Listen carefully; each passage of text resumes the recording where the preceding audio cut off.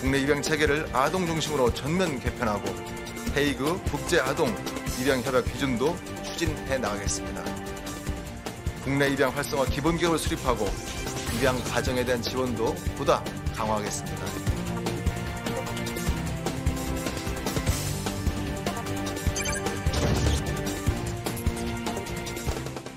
정부가 국내 입양을 활성화하고 아동들에 대한 국가와 지자체 책임을 강화한다고 합니다. 또 국민 누구나 필요한 서비스를 누릴 수 있도록 사회 서비스 고도화 정책을 추진할 예정인데요. 이와 관련해서 자세한 내용 스튜디오에 나와 있는 보건복지부 이기일 제1차관과 이야기 나눠보겠습니다. 어서 오십시오. 네, 안녕하세요. 네, 복지부 정책에 대해서 하나하나 짚어볼 텐데요. 일단 입양부터 살펴보겠습니다. 벌써 3년이 지났죠. 입양 부모로부터 학대를 받고 사망하게 된 정의 사건 이후로 입양 아동에 대한 국가적 책임이 사회적 화두로 떠올랐습니다. 이번에 국내 입양 특별법 개정안 그리고 국제 입양법 제정안이 통과가 돼서 25년이면 시행을 앞두고 있는데 앞으로 어떤 점들이 달라질까요? 예, 많이 달라질 것 같습니다. 사실 저희가 지난 금요일 날 통과를 했습니다. 국내 입양법, 국제 입양법이 되겠는데요. 네. 기존에는 사실 저희가 모든 입양이라는 것이 다 4개의 큰 입양기관이 있습니다. 홀트를 비롯해서 있는데요. 입양기관들이 중심이 돼가지고 이렇게 계속 입양을 했었는데 앞으로는 그거에 대해서 국내 같은 경우도 주로 이제 국가에서 다 입양을 책임지는 것이 되겠고요. 네. 또 하나는 해외 같은 경우도 저희가 옛날에 입양을 많이 했었거든요. 네. 하다 보니까 예전에 보게 되면 미국에 갔는데 국적이 또 안 되는 경우도 있고 그런 게 있었는데요. 지금 네. 같은 경우에는 이제 국가에서 직접 해당국하고 서로 협의를 해가지고 입양이 되도록 되어 있습니다. 그렇기 때문에 앞으로는 해외 입양이 되게 되면 그 해외에서 반드시 국적이 취득할 수 있고 또 한편으로는 사회에 잘 키울 수 있는 그런 것도 이번에 같이 하게 되어 있습니다. 네, 말씀하신 것처럼 해외 입양에 관해서도 해외로 입양된 아동의 수가 많은 상황입니다. 10명의 아동 중에 한 4명 정도가 해외로 입양되고 있는 상황인데요. 이번 시행으로 인해서 좀 많은 부분들이 달라질까요? 예, 많이 좀 달라지게 돼 있습니다. 원래는 저희가 전체 입양이 한 25만 명 정도가 되겠는데 옛날에는 해외 입양이 많았었습니다. 네. 67%인 17만 명 정도가 해외 입양이었었고요. 지금은 한 해마다 한 400명쯤 되고 있는데 요즘 60% 정도가 이렇게 국내 입양이 되고 해외 40% 정도가 입양이 되게 돼 있습니다. 네. 그런데 우리 입양도 큰 원칙이 보통 4가지가 있습니다. 첫 번째는 모든 어린이에게는 아동 최우선의 원칙이 있습니다. 아동에 가장 도움이 되는 그런 원칙이 되겠고요. 네. 두 번째는 입양되기 전에는 원가정에 일단 살아야 된다는 그런 게 되겠고 그렇게 안 되게 되면은 그 다음에는 국내에서 최대한 입양을 하고 안 되게 되면 그 뒤이후에는 그 국외로 입양하는 그런 정책으로 지금 하고 있습니다. 그래서 가장 중요한 것은 우리 아동이 잘 어디서나 잘 키울 수 있는 그런 여건을 잘 만들어야 되는 것이 제 가장 큰 목적이고요. 네. 이 아동은 보통 4단계를 거치게 돼 있거든요. 생존하게 되고 발달하게 되고 보호하고 사회참여인데 이런 4단계를 잘 할 수 있도록 저희가 최대한 잘 갖추도록 하겠습니다. 그런 기조 아래 이번에 법이 잘 통과가 된 것입니다. 시행 시기는 말씀하신 대로 2년 있어가지고 2025년 6월 30일이 되겠습니다. 네, 그렇군요. 헤이그 협약에 대해서도 여쭤보지 않을 수 없을 것 같은데 헤이그 협약이 2013년에 서명을 했지만 비준이 되지 못했습니다. 그 이유가 뭔가요? 예, 헤이그 협약이 93년도에 저희가 이제 시작을 해가지고 아동 권리에 최우선을 둔다는 그런 원칙이 되겠습니다. 그래서 지금 이 105개 국가에서 조인을 하고 사실 우리나라를 비롯해서 몇 개 국가가 지금 안 된 케이스입니다. 그래서 네. 저희 같은 경우도 계속 하려고 노력을 했었는데 사실 그 법이 마련되지를 못했었습니다. 그렇기 때문에 못했는데요. 이번에 법이 통과가 됐기 때문에 우리가 2025년 6월 30일쯤 되면 지금 여러 가지 준비할 것이 많이 있거든요. 그래서 네. 법이 시행돼야 되기 때문에 잘 준비를 해서 그때 2025년 6월 30일에는 반드시 비준이 될 수 있도록 정부도 최대한 노력을 다하겠습니다. 네. 이 아동 최우선적인 국제 입양 관련 그 협약이 헤이그 협약이 되겠습니다. 그렇군요. 말씀 들어보니까 그동안은 민간 입양 기관에서 관련을 했던 이런 입양 업무 전반이 국가나 지자체로 조금 더 넘어가는 이양이 겁니다. 된다. 예, 그러면서 이제 아동들에 대한 그런 보호라든지 관리라든지 이런 것들이 국가적 책임으로 좀 더 탄탄해진다. 이렇게 이해하면 맞습니다. 되겠습니까? 예. 네, 그렇군요. 그리고 또 이제 사회 서비스에 대해서도 이야기를 나눠보겠습니다. 사회 서비스 고도화 추진 방향을 발표하셨는데요. 사회 서비스 고도화가 어떤 내용인가요? 예, 먼저 그 사회 서비스가 뭔지를 말씀을 드려야 되는데요. 네. 사회 서비스는 국민들이 여러 가지의 그 사회적 위험에 노출이 됩니다. 예를 들면은 또 실업이나 질병이라든지 네. 또 장애라든지 네. 또 아동에 대해서 출산, 양육 여러 가지 그런 부담이 있거든요. 이런 위험에 대해서 국민의 삶을 질을 높이는 그런 서비스입니다. 네. 예를 들면은 이 가장 그 쉽게 할 수 있는 것이 우리 아동에 대한 여러 가지 보육 서비스, 또 노인 어르신들에 대한 또 장교양 서비스, 네. 또 장애인에 대한 활동 보조 서비스 같은 것이 있게 돼 있거든요.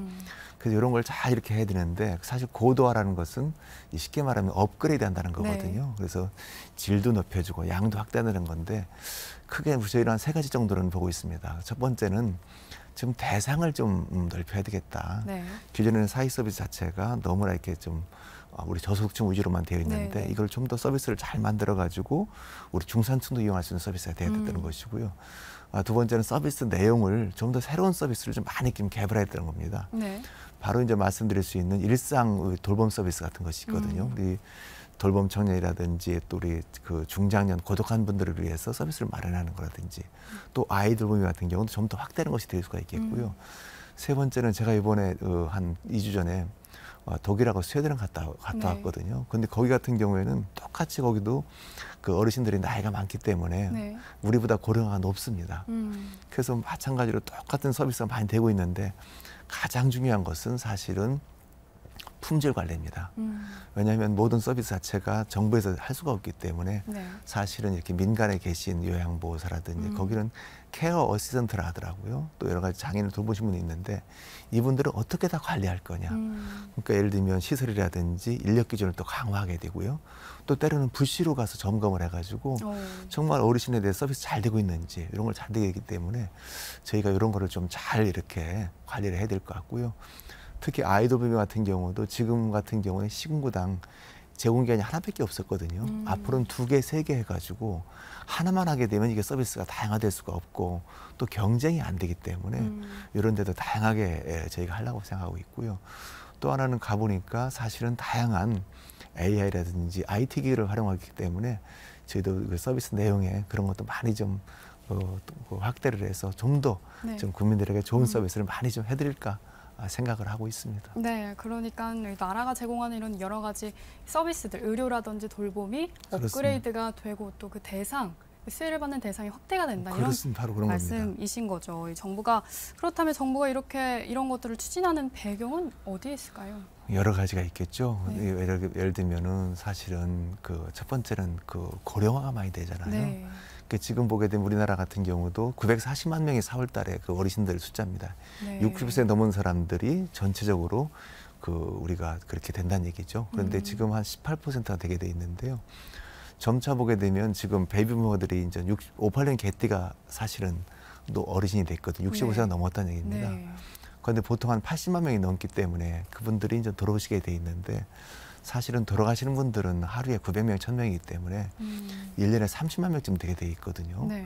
그래서 해마다 50만 명이 늘어나기 때문에 금년에 940만 명이 4월 달인데 금년 말 되면 더 늘어나겠죠. 네. 내년쯤 되면 1000만 명이 넘으시게 되고 그 25년 되면 20%가 넘습니다. 어르신 인구가. 인구의 20%가 넘습니다. 어르신이 된다는 그렇습니다. 말씀이신 거죠. 초고령 사회가 된다는 얘기고요. 네.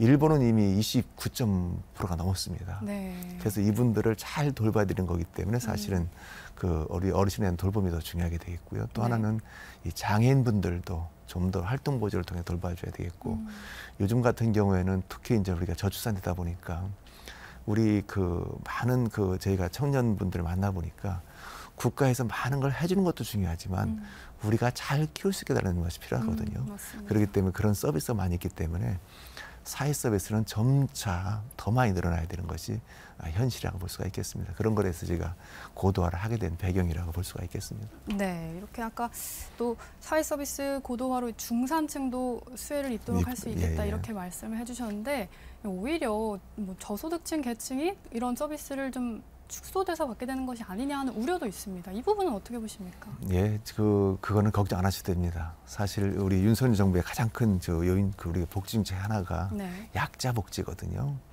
약자라는 것은 우리 사회적으로 이렇게 자기 권리를 주장할 수 없는 그런 분들을 더 두텁게 보호하는 것입니다. 그렇기 때문에 이게 중산층이 된다 하더라도 기존에 있던 우리 저소득층, 노인, 장애인분들이 이게 배제되는 것이 아니고요. 네. 이분들은 좀 더 두텁게 보호를 할 수 있고요. 또 한편으로는 예산도 확보하려고 하고는 있습니다. 그리고 기존의 제도 같은 경우도 제가 여가부에 통해서 이제 아이돌무비로 물어봤어요. 네. 혹시라도 이게 특히 인기가 많습니다. 뭐 많이 기다려야 되는데요. 이게 배제되는 게 아니 했더니 그게 아니고 아이돌무비 제도 같은 경우에는 뭐 다문화라든지 다자녀라든지 여러 가지 그런 분들은 우선적으로 저소득층 보호하고 가점을 줍니다. 5점 가점을 우선적으로 보호하고 그 이외로 하기 때문에 그게 배제되는 건 아니다. 먼저 보호해준다는 그런 말씀을 드립니다.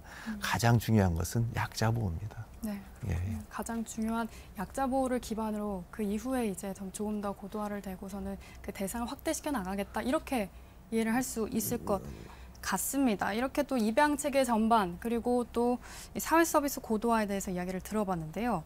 이 다음 주제로 수원에서 있었던 영아 살인 사건에 대해서 이야기를 또 들어보고 싶습니다. 예. 이와 관련해서 복지부가 전수조사를 하겠다 이렇게 밝혔는데 앞으로의 계획은 어떻게 되는지 궁금합니다. 예, 저희가 먼저 우리 국민 여러분께 죄송하다는 말씀 우선적으로 드리겠습니다. 사실은 우리 소중하게 태어난 아동을 네. 국가에서는 잘 보살피고 발달시키고 또 보호할 그런 책임이 있는데 이번에 수원에서도 이렇게 사망 사건이 났고 오늘도 신문에서 보게 되면 이 점차로 그런 사망 사건이 나는 거가 있습니다. 그렇기 때문에 일단 못 지킨 거에 대한 죄송하다는 말씀을 드리겠고요. 지난번에 저희가 6월 28일이죠. 수요일부터 해가지고 이번 주 금요일까지 이 전체 2,123명에 대해서 지금 전수조사를 하고 있습니다. 네. 맨 처음에는 우리 읍면동에서 진짜 찾아가가지고 그 아동이 잘 있는지 없는지를 확인을 하게 되겠고요. 네. 혹시라도 아동이 잘 있게 되면 제가 지금까지 확인된 걸 보게 되면 절반 이상은 다 이렇게 신원이 다 확인되고 다 잘 있습니다. 네. 그런데 혹시라도 이렇게 어떻게 확인이 안 된 그런 케이스 같은 게 있기 때문에 그런 케이스에 대해서는 혹시라도 이렇게 아동 학대가 있게 되면 아동 학대 같은 경우에는 왜 학대가 있는 건지 그런 걸 살펴보고 또 학대 신고 기관에 신고도 하게 돼 있고요. 혹시라도 이렇게 일부에서 지금 이렇게 사망 사건도 좀 나오고 있는데요. 그렇게 혹시라도 수사가 필요한 경우 같은 경우에는 수사를 또 의뢰를 하고 그래서 철저하게 저희가 조사를 하고 있는 그런 상태입니다. 그래서 정말로 우리 2,123명 그 아동에 대해서는 정말로 철저하게 조사해가지고 문제가 없도록 저희가 하도록 그렇게 하겠습니다. 네, 이후에 이런 것들을 막기 위해서 내놓은 대책으로 출생통보제 그리고 보호출산제가 있었는데 출생통보제가 금요일에 국회를 통과를 했습니다. 앞으로 어떻게 달라질까요? 예, 달라집니다. 사실 출생통보제라는 것은 사실은 의료기관에서 출생한 아이들에 대해서는 출생이 신고가 될 수 있도록 저희가 하는 그런 제도가 되겠는데요. 네. 지금도 99.8% 정도가 사실은 병의원, 의료원 출생이 되고 있습니다. 네. 사실 저 같은 경우도 옛날에는 다 집에서 출생을 다 했었거든요. 네. 우리 원어민인데 요즘은 다 99.8%가 다 병원에 출생을 합니다.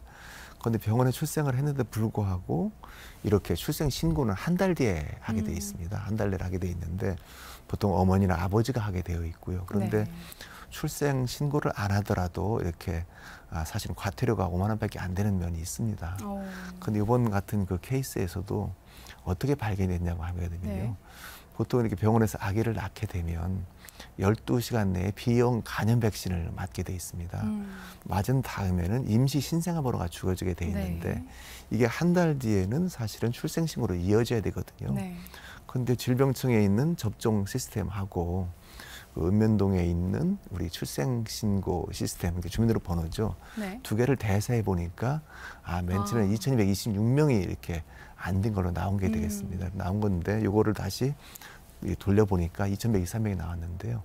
앞으로는 이렇게 출생신고 같은 경우가 이렇게 병원에 아기를 낳게 되면 그 해당 병원에서 똑같은 걸 가지고 우리가 심평원에 산모 이름, 또 아기의 출생 연월일, 또 키로수라든지 또 이렇게 숫자, 또 쌍둥이가 요즘은 100명이 6명이 쌍둥이입니다. 네. 그래서 그런 거를 이렇게 보내게 되면 심평원에서 그 내용을 그대로 우리 어디죠? 읍면동에 보내주게 되고, 네. 그러니까 읍면동에는 그것을 가지고 30일 내로 그 부모님이 신고하는 신을 체크하고 혹시라도 신고가 안 됐다고 그러면 다시 왜 신고를 안 하냐고 물어보게 되고 그래서 그래도 안 하는 경우에는 직권으로 신고할 수 있는 그런 체계가 있기 때문에 네.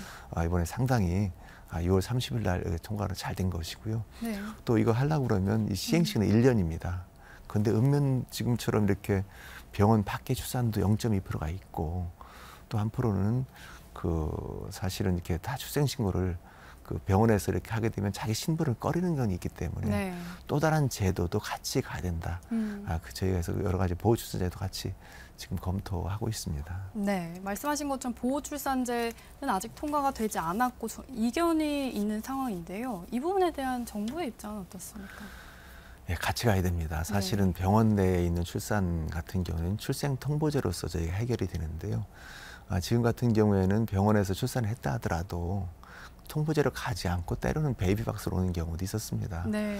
해마다 이렇게 베이비박스에 오는 그 아이들이 100명에서 200명 정도가 돼 있는데 네. 그중에서 90% 정도가 사실 병원 내 출산입니다.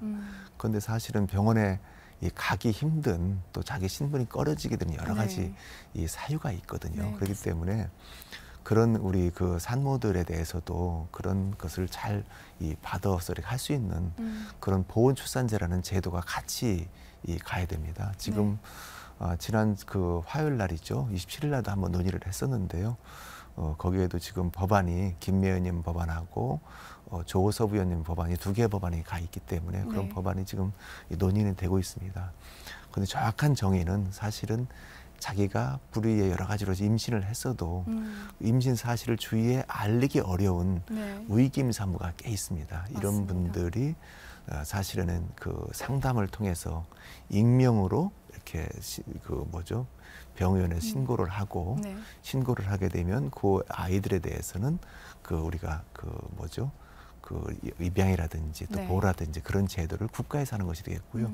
또 한편 출산 비용 같은 경우에는 국가에서 부담하는 그런 제도입니다. 그렇기 때문에 지금 다른 나라도 그런 것이 같이 많이 되고 있거든요. 독일에 같은 경우에는 실내 출산제도 있고 프랑스도 되고 있기 때문에 저희도 같이 가야 됩니다. 그렇지 못하게 되면 사실은 병원에서는 사실은 가기가 힘들고 기존에는 갈 수 있었죠.